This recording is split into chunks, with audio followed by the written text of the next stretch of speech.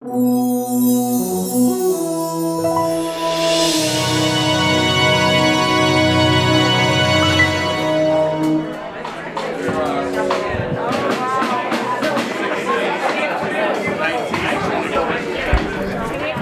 ladies and gentlemen, good afternoon. Thank you for coming out. It's so fabulous to actually be together in person. So we're here really to celebrate the future next steps of Schoolcraft College. So before we begin, I want to introduce a few people who are in the audience now. We have Mayor Brian Turnbull, the mayor of Northville. Welcome. I didn't see Pat Williams. Pat, did you join us? Canton. And of course, past president of Schoolcraft College, Dr. Dick McDowell. So welcome. I also would like to introduce Brian Broderick, our Board of Trustee president. And we have Mayor Maureen Brosnan, the mayor of Livonia, so welcome. I want to introduce some of our Board of Governors who are here today from the foundation, and that's Clyde Rivard, Stuart Baker, Paul Dygert. John Walsh was here and he had to go, but we have Stuart Baker, Alec Thompson, and Julie Kerrigan here. I did not see David. I don't think I missed anybody. And I'd like to ask our Board of Governors Vice President, Lois McIntyre, to come up and say a few words.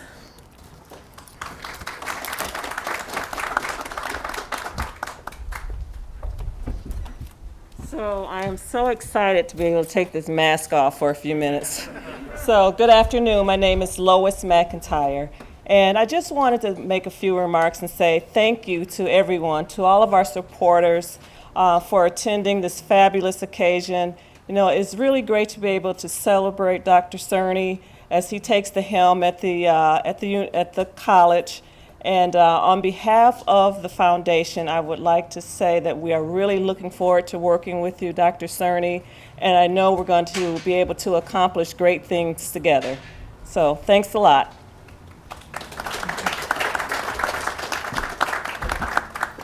And as Dr. Cerny comes up, I want you to know that this was not an easy process. The Board of Trustees went through a 6-month, very intense process, and there was a lot of good applicants. But we're really proud to be able to celebrate Dr. Cerny taking the helm of this wonderful institution. I know I speak for my fellow foundation board members when I say we look forward to working with you to benefit the students and the community. And while Glenn has been part of the college for a number of years as vice president and chief financial officer, now he steps into this role, and we're really excited for the future of Schoolcraft College. Dr. Cerny?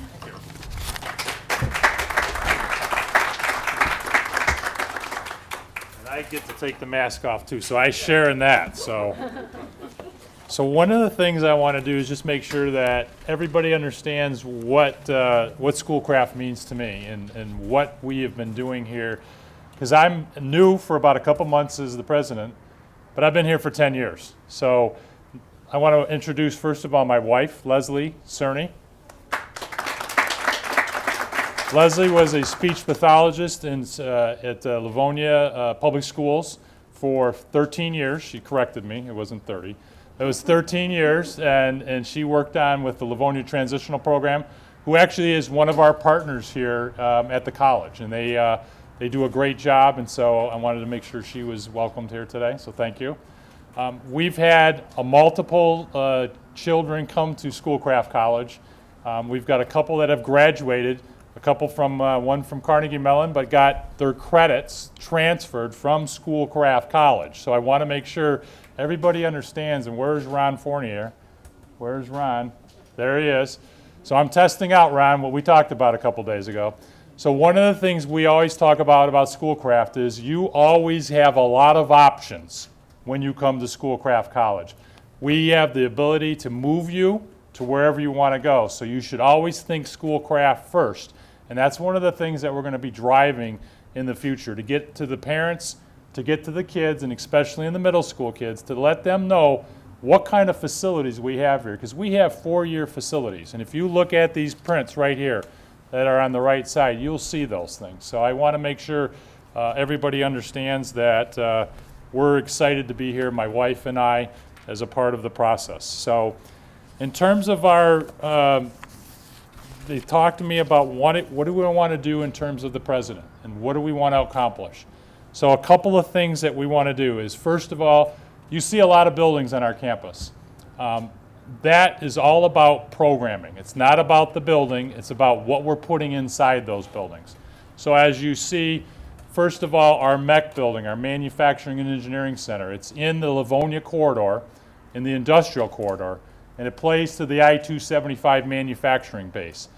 We now have, instead of 17,000 square feet of space, where we used to be in the applied science, we now are at 48,000 square feet, which means we will be able to expand our welding programs, our advanced manufacturing, our BMAT programs.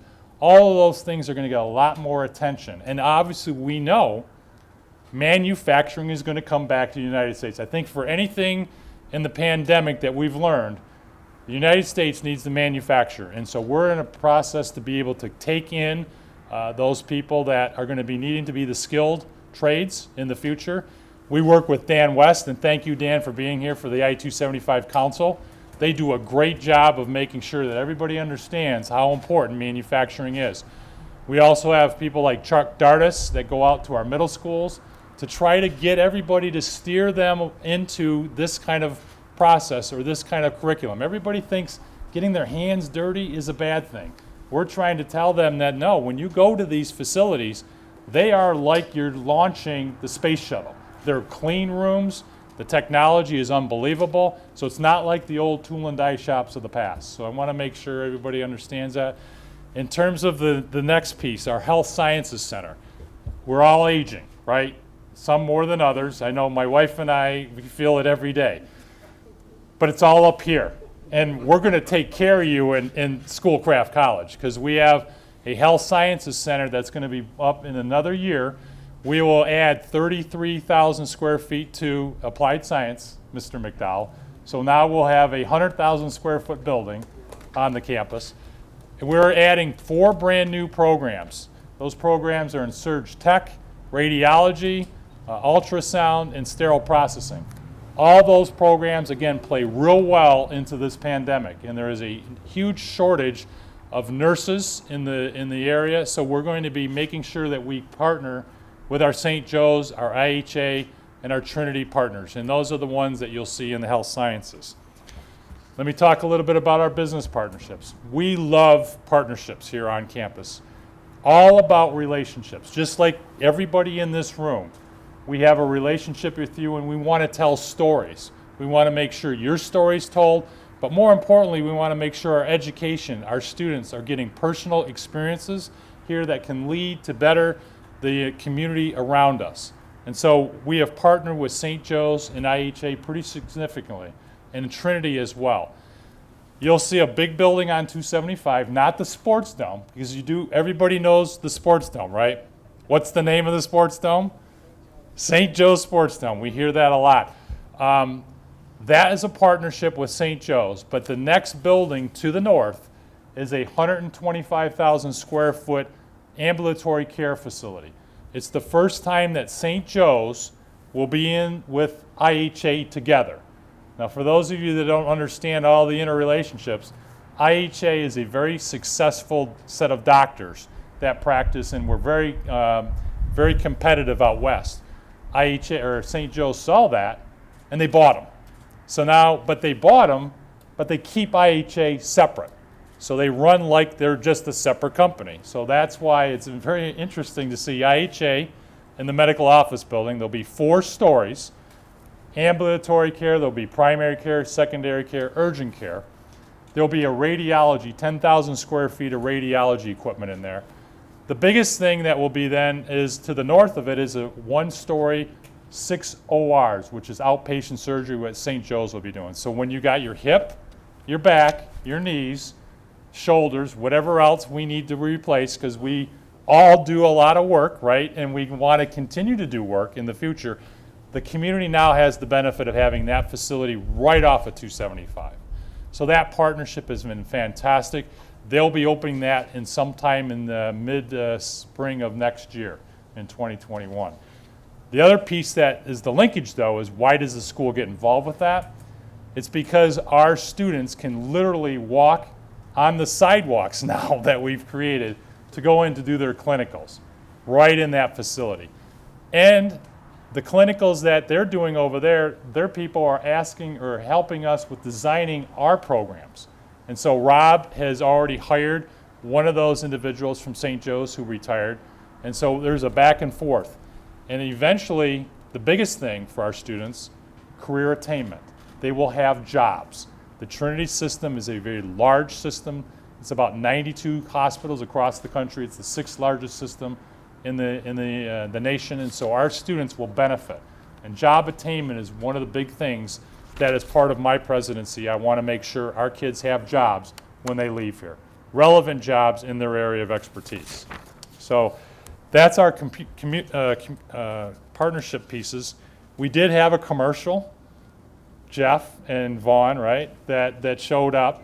So Ford was doing an NFL commercial for their new F-150, and the NFL produced this commercial, and it's in front of our Livonia Medical Center. So they came in. So at some point, when they show it more over the next couple of weeks, because they spent a lot of time on our campus. They spent 6 or 7 hours a couple times with about 100 people, and it's like a 4-second commercial. But you will see our building.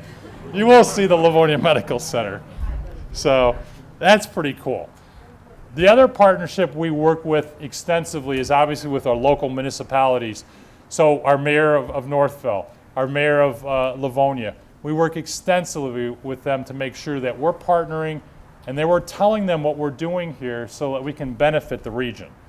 We also are heavily invested in our K-12 districts, our 5 school districts. In fact, I was on a call just this past week with Frank Ruggiero, who used to be our PR person here, talking about how can Schoolcraft help them with the 17,000 kids that they have that are at home, that need the technology, that need the environment and the software. And so we're partnering with them to help them with that process.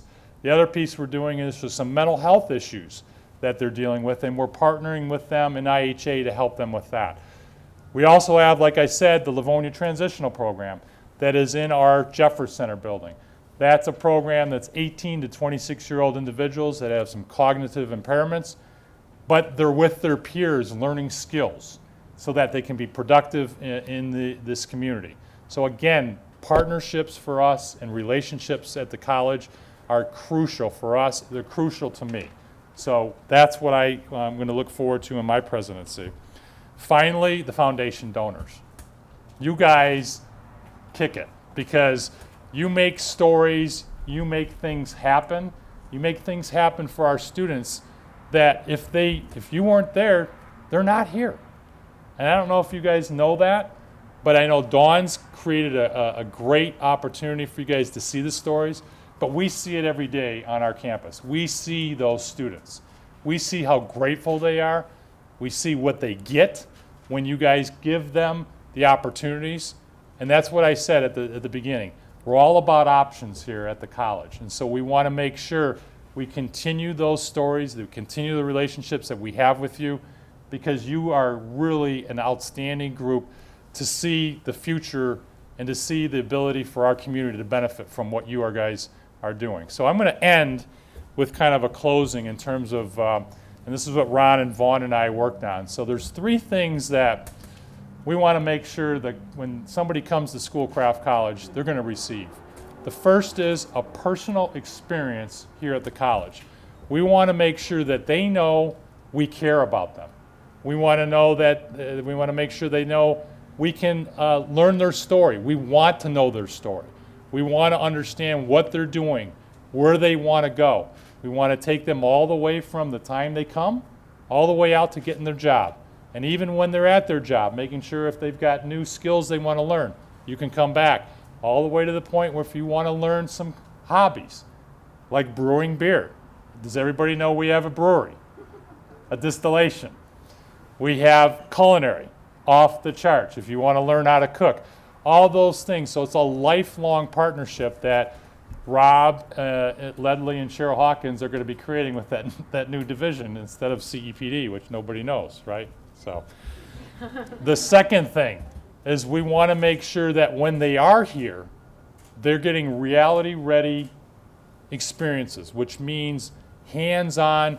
That's why it's so critical that you're here, because that machinery in that mech building is expensive. And we unfortunately don't have the budgets like the universities. And Dick McDowell knows this. Perkins is our budget. It doesn't go very far. So you're helping us expand that horizon, and we really appreciate that. So that's our second thing, is to make sure they're reality ready so that when they're ready to go, whether it's to a 4-year or where they want to go on to a job or they just want to get enhanced skills, we're going to make sure that they get that here. And finally, the social experience on this campus. We want to make sure they have activities, they have facilities that are state of the art, and that they actually have fun. We got to have fun, guys, because it's all about the journey. It's the experience and the journey. That's the most critical piece that our students are.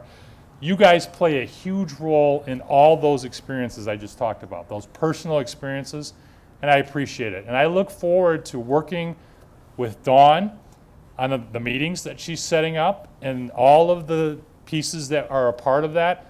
I realize how important you are, and so my time will be always spent working with you to make sure we can achieve those 3 things that I talked about. So thank you for being here, and I appreciate all the warm welcomes I received today. So thanks.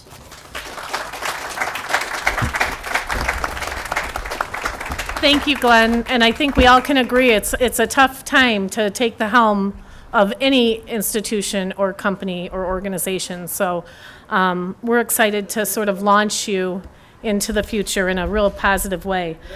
Before everybody leaves, we do have bags over here so you can take your goodies, and you can take a mask, make sure on your way out. But I want to talk a little bit about the foundation and how we create life-changing opportunities for the students in the community we serve. I want to tell you a story about what happened to me last night. I went and met a student at a park and ride off of I-75 up by Grand Blanc. And a lot of times, as many of you have read, our students are without laptops as we've moved into new distance learning. But another piece is that they don't even have internet service at their houses. And a faculty member reached out to me and said, this is a good kid. His sister is an alumna. He had to move in with his sister because he couldn't afford to live on his own anymore. Can you help me out? And we were fortunate, and I don't know if Pastor Overman is here, but we were fortunate to get 11 Wi-Fi hotspots. So I drove out and met him at a park and ride at 7 o'clock last night. You know, a little nervous because, you know, park and rides, but they pulled up in a Honda that was old, probably older than my kids, and got out, and just the nicest brother and sister. And he said, I can't tell you what this means to me. I don't have to drop out. I don't have to take my classes in the parking lot of McDonald's. So even though it's a little thing, and yes, we were able to get a good deal, this changed someone's life. And we're known for scholarships, and that is something that we continue to do. But it's thanks to all of you, and especially our unrestricted fund, that added up to really change the lives of more than 790 students and additional students who we were able to do a laptop loan program. So what you're doing, whether you're a donor, a partner, is so important. And so I'm going to leave you with this video from our students so you can see just a few of the lives that you've touched.